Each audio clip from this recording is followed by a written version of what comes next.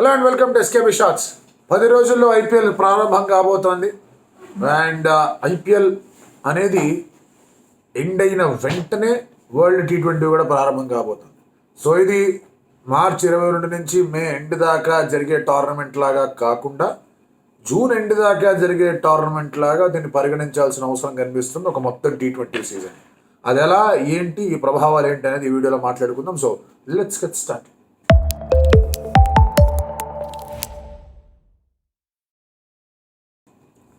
మనకి ఎప్పుడు ఉండే ఒక సమస్య మళ్ళీ వస్తూనే ఉంటుంది. అండ్ ఇది ఇంకా ఇలాగే కంటిన్యూ అవుతుందనేమో చెప్పలేము. అదేంటి అంటే ఐపీఎల్ అయిన వెంటనే ఒక మేజర్ టోర్నమెంట్ అనేది ఉండడం. 2021 వరల్డ్ కప్ అదే అయింది. ఐపీఎల్ సెకండ్ మలి విడత ఐపీఎల్ అనేది దుబాయ్లో జరిగింది. అక్కడే T20 వరల్డ్ కప్ జరిగింది. దాని ప్రభావం అక్కడ కూడా ఉండింది. That is in fact shorter tournament, 1 month tournament అయినా కూడా మన సరిగ్గా పర్ఫామ్ చేయలేదు. దానికి ఐపీఎల్ని దోషిగా పెట్టడం కరెక్ట్ కాదు, కానీ somehow it did not work out. అలాగే తర్వాత లాస్ట్ ఇయర్ మనం మాట్లాడుకుంటే వరల్డ్ టెస్ట్ ఛాంపియన్షిప్స్ కూడా అదే పరిస్థితి అనేది ఏర్పడుతోంది. సో ఈ ఐపీఎల్ తర్వాత ఇమీడియట్గా జరిగే టోర్నమెంట్లో కొంచెం కష్టంగానే మారుతుంది. 2019 వరల్డ్ కప్ కూడా ఐపీఎల్ తర్వాతే వెళ్ళారు. India did perform well. అంత 2 నెలల ఒక it was an intense season. 2019 world cup IPL was a very intense IPL. ఆ వరల్డ్ కప్ కూడా అలాగే జరిగింది. బట్ సమ్హౌ ఈసారి కూడా అలాంటి సిచ్యువేషన్స్ ఎదురవుతూ ఉన్నాయి. సో ఇక్కడ ప్రధానంగా మనం మాట్లాడుకోవాల్సింది ఏంటంటే ఫిట్నెస్లో మళ్ళీ 3: physical, emotional, mental. Physical fitness 3 నెలల పాటు అదే ఫిట్నెస్ అనేది ఉంటూ ఉండాలి. So that becomes a priority. So injury prone players ఎవరైతే ఉన్నారో వాళ్ళకి చాలా ఇబ్బందికరమైన సిచ్యువేషన్స్ వస్తాయి. సో లెటర్స్ హోప్ ఎవరు కూడా ఇంజరీకి, అంటే ఎవరైతే లిస్ట్లో ఉన్నారో స్క్వాడ్లో వాళ్ళని పరిగణిస్తూ ఉన్నారో వాళ్ళు ఇంజరీ కాకుండా ఉండాలనేది కోరుకోవాలి. ఫిజికల్గా, మెంటల్గా కూడా ఇట్స్ అ వెరీ ప్రెషర్ పెట్టే ఒక టోర్నమెంట్ ఐపీఎల్. అండ్ కాంపిటీషన్ చాలా హై లెవెల్లో ఉంటుంది. ఇక్కడ టాలెంట్ బయటకు వస్తుంటుంది. టాలెంట్ బయటకు వచ్చేసరికి కాస్త రిప్యుటేషన్ ఉన్న ప్లేయర్స్ కూడా పక్కన పెట్టాలనే సిచ్యువేషన్ తయారవుతూ ఉంటుంది. ఫారినర్స్ గురించి మనం చూస్తూ ఉన్నాం, అలాంటివి జరుగుతూ ఉంటాయి. 4 ఫారినర్ రూల్ ఉంది కాబట్టి. అలాగే ఇండియన్ దీంట్లో కూడా ఫామ్లో లేకపోతే ఇదేంటబ్బా పరిస్థితి అనేవి కూడా వస్తూ ఉండొచ్చు. సో ఆ మెంటల్ ఫెటిక్ కూడా సెట్ అవ్వకూడదు. నేనమ్మా ఏందా అది, పొద్దున్న లేచి ప్రాక్టీస్ చేస్తాం, మ్యాచ్ ఆడతాం, మళ్ళీ ప్రాక్టీస్ చేస్తాం, మళ్ళీ వరల్డ్ కప్, అమ్మో కొంచెం బ్రేక్ ఉంటే బాగుండని ఆలోచన వచ్చిందంటే ఇంకా గాన్ కేస్. సో అది కూడా చాలా ఇంపార్టెంట్. అది రాకుండా చూసుకోవాలి. ఇంకోటి of course it's an emotional fatigue. ఆ ఎమోషనల్ ఫ్యాటిక్ వివిధ రకాల దీనివల్ల వస్తూ ఉంటాయి. అటు ఫ్యామిలీకి సంబంధించింది కానివ్వండి, ప్లేయర్ తన మీద తాను పెట్టుకునే ఒత్తిడి వల్ల వచ్చే ఎమోషన్స్ వల్ల కానివ్వండి, లేకపోతే ఆట అంత స్ట్రాంగ్గా ఆడినప్పుడు ఏదో ఒకటి జరుగుతుంది కాబట్టి అక్కడ వచ్చే సందర్భాలు కానివ్వండి, all of things play a very crucial role. So ఇది మనం ఫిట్నెస్ గురించి మాట్లాడుకునే మొదటి ఆస్పెక్ట్. రెండో ఆస్పెక్ట్ ఏంటి అంటే కనుక ఎవరినైతే కన్సిడరేషన్ సెట్లో పెట్టుకున్నారు T20 వరల్డ్ కప్కి, వాళ్ళు బాగా పర్ఫామ్ చేయడం మాత్రమే కాదు, ఆ ఫస్ట్ ఫ్యాక్టర్ని కూడా ఇందులో కలుపుకొని అదే ఫామ్ని, అదే ఫిట్నెస్ని కంటిన్యూ చేయండి. ఇప్పుడు సాధారణంగా ఏమవుతుందంటే ఫెంటాస్టిక్ అయిపోయిన ఆ తర్వాత ఇమీడియట్గా కొంచెం ఫామ్ అటు ఇటు అయిపోతుంది. అలా కాకుండా ఉంది. అండ్ అలాగే కొన్నిసార్లు తెలియని ఇబ్బందులు వస్తాయి. మలేరియా అనేది, డెంగీలో వచ్చేయండి, ఇంక అంతే సంగతి, గాన్ కేస్. సో అలాంటివి రాకుండా చూసుకోవడం ఫస్ట్ దాంట్లోనే వస్తుంది. సెకండ్ దాంట్లో ఆ ఫామ్ని కొనసాగించడం. ఇప్పుడు మరీ ముఖ్యంగా కొంతమంది పేర్లు బాగా గట్టిగా వినిపిస్తాయి. జైస్వాల్ లాంటి పేరు కానివ్వండి, తిలక్ పేరు కానీ, రింకు సింగ్ పేరు ఇంకా గట్టిగా వినిపిస్తోంది. అతని పేరు కానీ ఇప్పుడు బ్యాకప్ ఆప్షన్లు కనిపిస్తున్నాయి. సుందర్ లాంటి వాళ్ళు, తర్వాత శివం దూబే లాంటి వాళ్ళు, అలాగే దీపక్ చహర్ లాంటి వాళ్ళు, వీళ్ళందరూ చాలా ఇంపార్టెంట్. వీళ్ళకి ఇంజరీ కాకుండా చూసుకోవాలి, అదే ఫామ్ని అదే రీతిలో కంటిన్యూ చేస్తూ ఉండాలి. వీళ్ళ మీద ఆల్రెడీ ఇందులో కొంతమంది ఒక రెప్యుటేషన్, ఒక ఎక్స్పెక్టేషన్ తెచ్చేసుకున్నారు వాళ్ళ మీద. వాళ్ళు ఆ రెప్యుటేషన్, ఎక్స్పెక్టేషన్స్ తగ్గట్టుగా ఆడాలి. శుభ్మన్ గిల్ కూడా అందులో ఒక భాగం. నేను మాట్లాడేది యంగ్స్టర్స్ గురించి, సీనియర్ ప్లేయర్ల గురించి ప్రత్యేకించి చెప్పక్కర్లా. సో అదొక ప్రాబ్లంగా కనిపిస్తుంది. అలాగే బుమ్రా, షమీ ఆడలేడు మోస్ట్ ప్రాబ్లీ, బట్ సిరాజ్ తను ఆడితే కనుక, ఆ తర్వాత ఇక మరి హర్షదీప్ తను అసలు ఈ T20 సెటప్లో సరిగా ఏమనట్లేదు, ఇదేం కావాలని చెప్పేసి మాట్లాడుతున్నారు. ఐపీఎల్ తనకు అద్భుతమైన అవకాశం. లాస్ట్ T20 వరల్డ్ కప్ ఆడాడు, స్వింగ్ చేశాడు, బాబర్ ఆజం వికెట్ తీశాడు ఫస్ట్ మ్యాచ్లోనే. మనకందరికీ గుర్తుంది. ఆ మ్యాచ్ మర్చిపోలేము, ఆ మ్యాచ్లో ఒక ఇన్నింగ్స్ మర్చిపోలేము, కానీ బౌలింగ్లో అప్పుడప్పుడు కాస్త గుర్తు తెచ్చుకోవాలి. సో అలాంటివి అతను బాగా చేశాడు కాబట్టి అతను ఎట్లా పర్ఫామ్ చేస్తాడు, అతని దగ్గర నుంచి ఏమొస్తుందని హర్షదీప్ కూడా he has to prove a point. And దానికి ఐపీఎల్ అనేది వేదిక. దీపక్ చహర్ ఎప్పుడు కూడా ఇండియన్ టీంకి వస్తాడు, ఆ తర్వాత వెంటనే ఏదో ఒక injury, completely injury prone cricketer అయిపోయాడు. బట్ తను ఫిట్నెస్ మెయింటైన్ చేసుకొని సిఎస్కేకి బాగా ఆడగలిగి నేను కూడా ఉన్నాను, బ్యాటింగ్ కూడా చేస్తానంటే అదొక బ్యాకప్ ఆప్షన్గా అతను కూడా ఉంటాడు. సో అతను జాగ్రత్తలు చూసుకోవాలి, ఫామ్ని కొనసాగిస్తూ ఉంటాడు. దూబే గురించి ప్రత్యేకించి చెప్పక్కర్లేదు, ఆల్రెడీ మనం చూసాం అతను ఏం చేయగలడు అఫ్ఘాన్ సిరీస్లో. ఆడితే బాగుంటుంది, ఆడాలి, కంటిన్యూ చేయాలి. ఒకవేళ హార్దిక్ పాండ్యాకి మళ్ళీ ఏదన్నా జరిగిందంటే కనుక దూబే ప్రస్తుతం ఆ లిస్టులో ఉన్న టాప్ ఆప్షన్. అదొకటి. అలా ఇంకా ఇప్పుడు వాషింగ్టన్ సుందర్ కానివ్వండి, రవి బిష్నాయ్ కానివ్వండి, కుల్దీప్ యాదవ్ కానీ వీళ్ళందరూ సర్కిట్లో ఉన్నారు. సో ఇలాంటి సర్కిట్లో ఉన్నప్పుడు ఇంక్లూడ్ ఆఫ్ కోర్స్ మనం షోర్ షాట్ మెంబర్స్గా మనం మాట్లాడుకునే రోహిత్ శర్మ, జడేజా, కోహ్లీ వీళ్ళు కాకుండా మాట్లాడుతుంది. ఎందుకంటే వీళ్ళు ముగ్గురు డెఫినెట్లీ ఎన్ని న్యూస్లు వచ్చినా ఎన్ని రాద్ధాంతాలు జరిగినా వీళ్ళు ముగ్గురు లేకుండా టీం ఉండదు, అందులో డౌట్ లేదు. అన్లెస్ అండ్ అంటే they are injured or something else happens. So అటువంటి పరిస్థితుల్లో వీళ్ళు ముగ్గురు ఉంటారు కాబట్టి వీళ్ళు ముగ్గురు కాకుండా మనం మాట్లాడుకునే ప్లేయర్లు అందరూ కూడా ఈ ఐపీఎల్ని పూర్తి స్థాయిలో సద్వినియోగం చేసుకోవాలి. ఇప్పుడు ఆపర్చునిటీ కోసం వెయిట్ చేస్తున్నారు, కసి మీద ఉన్న వాళ్ళు ఉంటారు. ఎలాగైనా సరే ఇండియన్ టీంతో ట్రావెల్ చేయాలి, ఒకవేళ స్క్వాడ్లోకి రాకపోయినా ట్రావెల్ చేయాలి, బాగా ఆడాలి. అలాంటి ప్లేయర్లు చాలా ఉన్నారు. మీకు బౌలింగ్ డిపార్ట్మెంట్లో మస్తు మంది కనిపిస్తారు, ప్రతి టీంలోనూ ఉన్నారు అలాంటి వాళ్ళు. ఇందాకే మనం ఒక వారం రోజుల క్రితం ఫాస్ట్ బౌలింగ్ కాంట్రాక్ట్ల గురించి మాట్లాడుకున్నాం. వాళ్ళు సిద్ధంగా ఉంటారు రావడానికి, ఎక్కడైనా సరే అవకాశం ఉంటే వచ్చి బౌలింగ్ చేద్దాం, వచ్చి ప్రూవ్ చేసుకుందాం. అలాంటి ప్లేయర్లు ఉంటారు.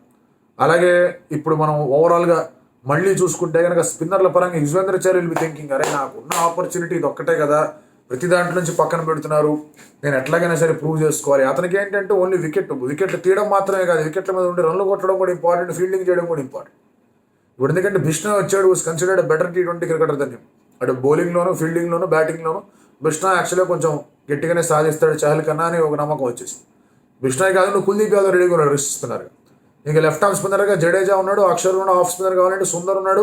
మళ్ళీ ఏదైనా అటు ఇటు జరిగిందంటే అశ్విని తీసుకొస్తారు. అశ్విని తీసుకురావడం ఈ వరల్డ్ కప్కి కష్టంగానే కనిపిస్తుంది. బట్ స్టిల్ అశ్విన్ కూడా ప్రిపేర్ అవుతాడు, అశ్విన్ కూడా ప్రూవ్ చేయాలనుకుంటాడు. సో అటువంటి సందర్భంలో మీకు మళ్ళీ రావాలి, మళ్ళీ ప్రూవ్ చేసుకోవాలనే క్రికెటర్స్ ఉన్నారు. ఇప్పుడు అదే లిస్టులో శ్రేయస్ అయ్యర్ లాంటి ప్లేయర్లు కూడా ఉంటారు. కాంట్రాక్ట్ నుంచి తీసేశారు కదా, రంజీ ట్రోఫీలో 95 కొట్టాను, T20 అక్కడ క్యాప్టెన్గా ఉండి కేకేఆర్కి ఐపీఎల్ T20లో కేకేఆర్ క్యాప్టెన్ కూడా రన్లు కొట్టానంటే నన్ను మళ్ళీ తీసుకుంటారు, మళ్ళీ కన్సిడర్ చేస్తారు. విచ్ ఇస్ అగైన్ కొంచెం అన్లైక్లీ థింగ్. అతన్ని కన్సిడర్ చేసినా కూడా అతను స్క్వాడ్లో ఉంటాడు, 11లో ఉంటాడో లేదో తెలియదు. సో అలాంటి పరిస్థితుల్లో ఏం జరుగుతుందో అక్కడ కూడా ఒక ఇంట్రెస్టింగ్ అబ్జర్వేషన్ అనేది కనిపిస్తుంది శ్రేయస్ అయ్యర్కి సంబంధించి. ఇషాన్ కిషన్ ఆడలేడు, అతన్ని పట్టించుకోరు, అతన్ని తీసుకోరు. So that's no. అది అతను అద్భుతమైన అవకాశాన్ని పోగొట్టుకున్నాడు ఇషాన్ కిషన్. కీపర్గా, ఓపెనర్గా సెట్. ఇన్ఫాక్ట్ ఇండియా కూడా ఒక మంచి ప్రత్యామ్నాయాన్ని కోల్పోతుంది. బట్ అగైన్ అది స్వయంకృత అపరాధం, మనం అంతగానే చేసేది ఏమీ లేదు, దాని గురించి మాట్లాడినా పెద్ద ఊరిగేది ఏమీ లేదు. సో ఇలాంటి పరిస్థితుల్లో వికెట్ కీపింగ్ ఆప్షన్స్. ఇప్పుడు పంత్ వచ్చేస్తాడు, జైషా స్టేట్మెంట్ ఇచ్చాడు. లెక్క ప్రకారం జైషా లాంటి స్టేట్మెంట్లు ఇవ్వకూడదు. జైషాస్ business is not to talk about players. ఈ స్పెషల్గా టెస్ట్ మ్యాచ్లు వాళ్ళకి ప్రోత్సహించడానికి స్కీమ్ పెట్టాడు, దాని గురించి మాట్లాడమనండి. ఫాస్ట్ బౌలింగ్ కాంట్రాక్ట్లు పెట్టాడు, దాని గురించి మాట్లాడమనండి. అటువంటి మాట్లాడాలి కానీ ప్లేయర్లు వచ్చేస్తాడని సెలక్షన్ డ్యూటీని తీసుకోకూడదు. అదే అక్కడ వస్తే అసలైన కాన్ఫ్లిక్ట్. బట్ ఎనీవే అతను స్టేట్మెంట్ ఇచ్చాడు కాబట్టి పంత్ రెడీగా ఉన్నాడంటే పరిస్థితి ఏంటి? డైరెక్ట్గా వరల్డ్ కప్ ఆడిస్తారు. మరి ఢిల్లీ క్యాపిటల్స్ అతను కీపింగ్ చేస్తాడా, బ్యాట్స్మెన్గా ఆడతా అని చెప్పి స్టేట్మెంట్లు ఇచ్చాడు, అక్కడ పరిస్థితి ఏంటి? అదొక ఆస్పెక్ట్. అతను కాకుండా కీపర్లో ఎవరు ఉన్నారు? జితేష్ ఉన్నాడు, ధ్రువ్ జురేల్ ఉన్నాడు, కేఎల్ రాహుల్ నేను కీపింగ్ చేస్తా అంటున్నాడు. సో ఆల్రెడీ మీకు 4 కీపింగ్ ఆప్షన్లు కనిపిస్తున్నాయి. సంజు శాంసన్ ఉండనే ఉన్నాడు అక్కడ. సో ఇలాంటి ఇన్ని ఆప్షన్లు కనిపిస్తుండగా ఏ కీపర్ బాగా ఆడతారనేది కూడా చూసుకోవాలి. ఎందుకంటే షూర్లీ మిడిల్ ఆర్డర్ కీపర్ కావాలి, టాప్ ఆర్డర్ కీపర్ వద్దు. They want a middle order keeper. So అలాంటి పరిస్థితుల్లో కేఎల్ రాహుల్ నేను మిడిల్ ఆర్డర్లో ఆడుతాను ఆల్రెడీ స్టేట్మెంట్ ఇచ్చాడు లక్నోకి. మరి అలాగే ఆడతాడా అనేది చూడాలి. దానికి తోడు సంజు శాంసన్ ప్లేస్ అయితే టాప్ ఆర్డర్, అతను ఏమన్నా 2 డౌన్ తెగడానికి ప్రయత్నాలు చేస్తాడో చూడాలి. జురేల్ అలాగో కింద ఆడతాడు, అదొక సమస్య. Sanju Samson is the captain, Dhruv Jurel అదే టీం. బట్ ఇక్కడ మరి క్యాప్టెన్గా అతని డ్యూటీ అతనికి ఉంటుంది, at the same time Indian టీంకి రావాలని ఆలోచన అతనికి ఉంటుంది. అక్కడ ఏమైనా కాన్ఫ్లిక్ట్లు రాకుండా చూసుకోవాలి. సో అతనితో కూడా మాట్లాడే వాళ్ళు ఎవరు ఉండాలి? జనరల్గా జరగదు, ప్రొఫెషనల్ క్రికెటర్స్ అలాంటి పనులు చేయరు. But still we need somebody to talk to him. అదొకటి ఉంది. రిషబ్ పంత్ ఉన్నాడు, జితేష్ ఉన్నాడు, ఇంత మంచి ప్లేయర్లు కనిపిస్తున్నారు. సో వీళ్ళందరూ కూడా వాళ్ళకి ఒక proving platform IPL, no doubt. అందుకే పదే ఐపీఎల్ని తిట్టిపోసేసి ఐపీఎల్ వల్లే మనల్ని ట్రాఫీలు రావట్లేదు అని చెప్పేసి మాట్లాడుకోవడం అనేది కరెక్ట్గా.